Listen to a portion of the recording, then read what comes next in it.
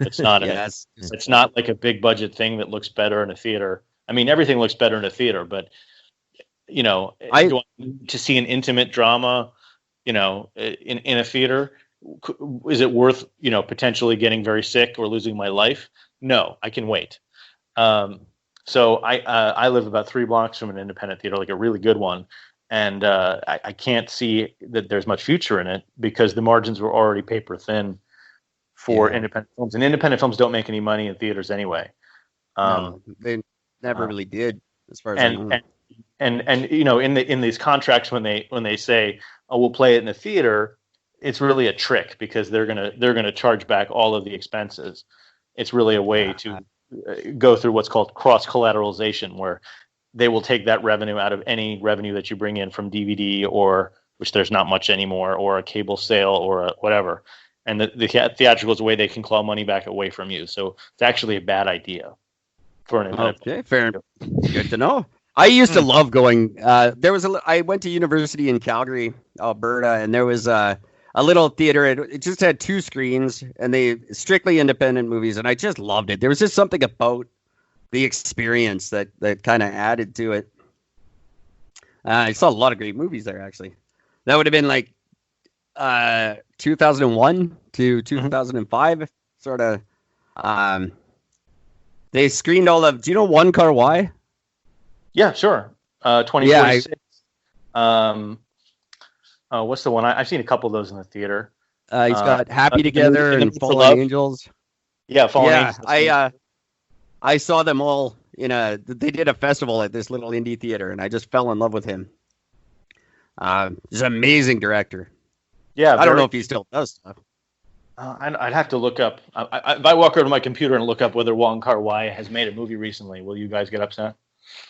No, absolutely no, not at all. I'm still since 2046, so I don't know. Yeah, you're one of maybe 3 people who's actually heard of him. So I can appreciate I saw it. Chungking Express in the theater, Fallen Angels, and Happy Together. Oh, Happy Together was amazing. Yeah.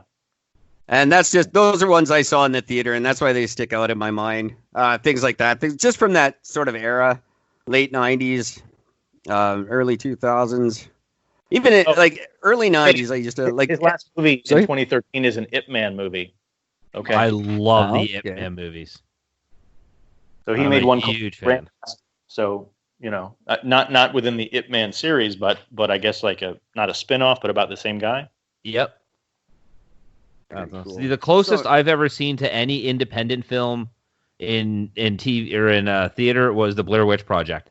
That got 2000, played on 2,000 screens. Yeah, which would have been, if they never announced that it was fake, it would have been brilliant.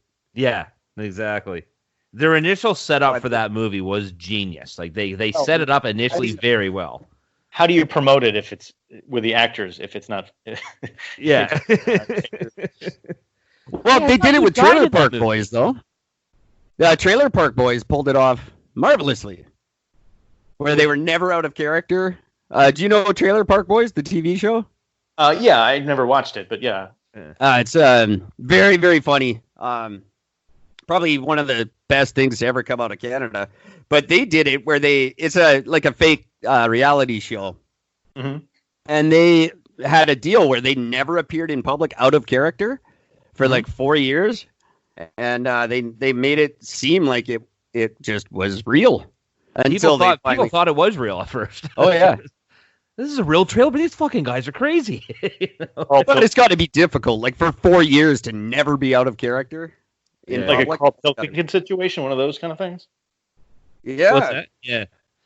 Carl Pilkington is an idiot abroad. The foil for Gervais and Merchant. Oh, that guy. Yeah. Pretty much.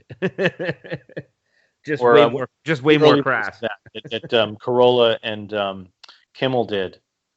Perry Caravallo. Oh yeah, I forgot about that. Fuck, I forgot all about that one. I'm a massive Corolla fan, and I totally forgotten about that. I'm a big fan of Adam Carolla's podcast. He's one of the I didn't know what a podcast was before I started this one, and he's one I discovered after that. But I quite enjoy it. I used to love him back on Loveline. I tuned out on his podcast, I think in 2012. Really? Yeah. I mean, if I need to hear a rich white guy complaining about all his problems, I can find that anywhere. That is true. And if I want to hear him sound uneducated and repetitive while pretending to know everything, again, I can find that anywhere. I don't need You can find that right here on Eric and Gord. What if we're right? Right. Every night of the week. But I basically listen to his podcast quite frequently and then find myself going, hey, can you do like a modicum of research before you say completely ridiculous and uneducated things that make you sound like a moron? Absolutely not. I mean, that takes all the fun out of it. Exactly. You can pretty much say that about anybody who's very biased in one way or another. Well, no, but there's a sense of shame that I think is rewarding and helpful. And yeah, he does not appear to have any. Hence, he's moved on to that stage of his career where he's on the road as a grifter with Dennis Prager, and that's just very depressing. True. That he's not allowed to speak at colleges while he's speaking at colleges. Yeah, I wonder about Prager. I don't think Prager is what he seems to be, but I have no proof of that. Grifter or not a grifter? I mean, he's a grifter. That's what that is. Absolutely, yeah. But I think he's a caricature. Sorry.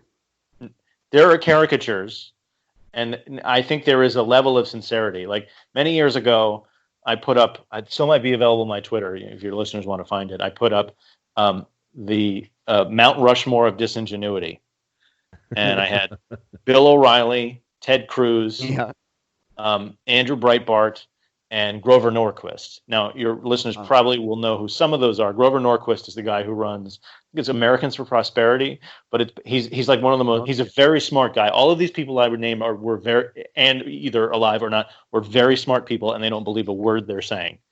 And Prager is probably on the bubble. He would not be on the Mount Rushmore of disingenuity, but he would be close. So it's hard to know how much, if he's a grifter. And that, I mean, I'll give you that it's not always clear, but the difference between grifter and moron, that line is fading. So either you're so cynical that you're pretending to believe something, or you are that stupid. And what is the difference eventually?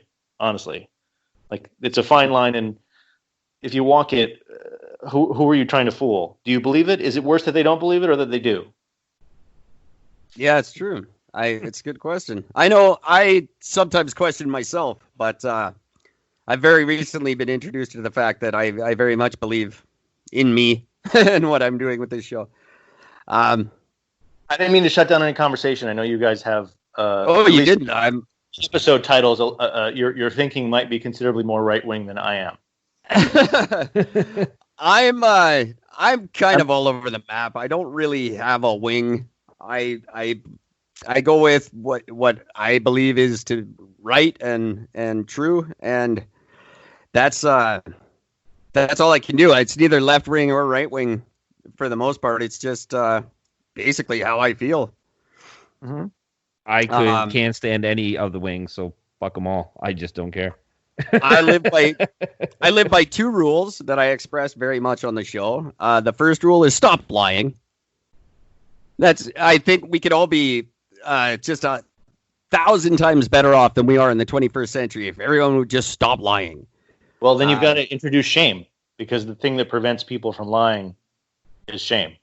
True. I think it can be. You could do it without the shame, though. You can do it in a arrogant, pig-headed way, and just when it comes to like the environment, that's a big topic for Gordon and I. The elimination of oil. Is oil bad for the planet? Absolutely. It's terrible. Are we going to get rid of it anytime soon? Absolutely not. So why don't we just stop fighting, get together, and solve a problem? Yeah. Because the people on either side of these arguments, they're so convinced, like they're just so determined to prove the other side wrong. It doesn't matter that if they're right or not. The point is prove the other side wrong. I don't think there's actually anyone on the other side of the oil argument except for the oil companies. It's just that the oil companies promote and try to pretend that they're the victims because that's how this works. Stop lying. You're not. That's what I'm saying. They can just stop lying. We can all work together and just figure out a way to deal with it. I don't think global warming is going to be the be-all, end-all of us. I think we'll figure out warm. We've figured out a lot of worse things than warm.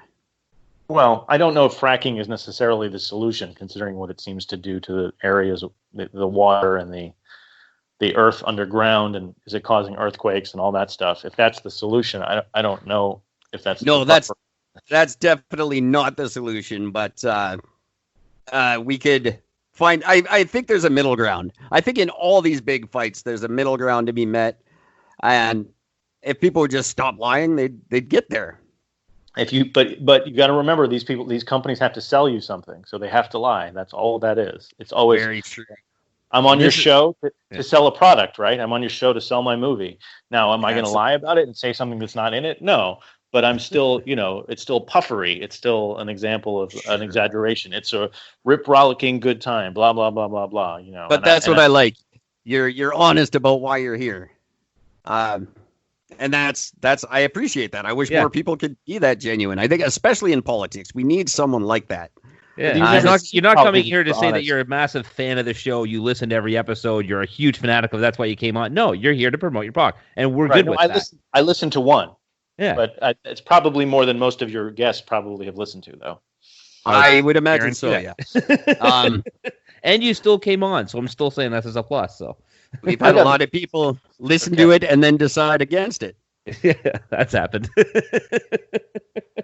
We just had that happened to me recently. I was invited on a podcast, and I started. I like to listen to at least a few, and I've been on one where I was like, okay, this is going to be a challenge, and I'm going to get through this, and it'll be an experience of how to navigate either non-questions or bad questions, and I did okay.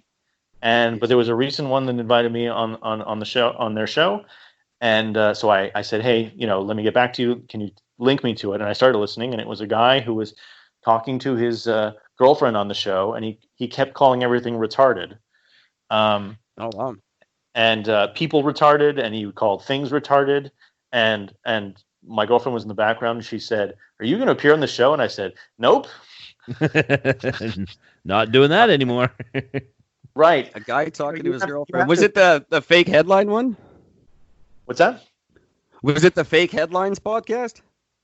No. Oh, okay. I'm obviously not going to name it. No, I guess not. That happens to be a show where it's a husband and wife, and he's been known to use that word a lot too. Actually, so have I, so I can't really judge. Right, but this was about 7 times inside of maybe 2 minutes near the beginning, and he was using it to try to show off to his girlfriend, and it was very weird.